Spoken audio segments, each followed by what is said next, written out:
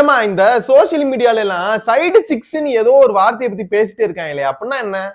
எவ்வளவு வெகுளியா இருக்கான் பாரு. ஐயோ, சைடு சிக்னா ஒரு பிள்ளைய லவ் பண்ணிட்டு சைடுல 2-3 பிள்ளைகிட்ட கடலை போடுறது. இதெல்லாம் எப்படிதான் பண்றானுங்களோ? எனக்கு ஒரு ஆள் உன்கிட்ட பேசுறதுக்கே டைம் பத்த மாட்டுது.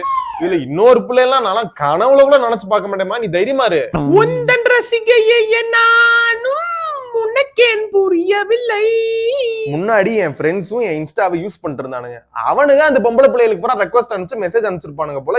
எனக்கு தெரியவே தெரியாது. நானே இது வரைக்கும் எந்த பிள்ளைக்குமே ரெக்வஸ்ட் அனுப்பிச்சது.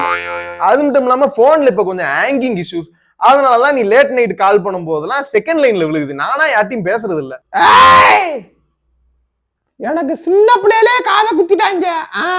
ஐயோ, அவ ஜஸ்ட் ஃப்ரெண்டு. அவ தான் முன்னாடி என்னை லவ் பண்ணா. நான் அவளை லவ் பண்ணல. இப்ப சும்மா பேசிட்டு தான் இருக்கோம். நீ என்னைய டவுட் பண்ணாத.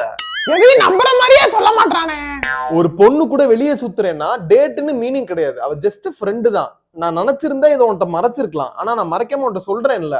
டென்ஷன் ஆக்குறியா? உன் நல்லதுக்கு தான் நான் உன்னை விட்டு போறேன். I don't deserve you. நம்ம 2 பேரும் வேற கேஸ்ட், வேற ரிலிஜன். எங்க வீட்டுல ஒத்துக்க மாட்டாங்க.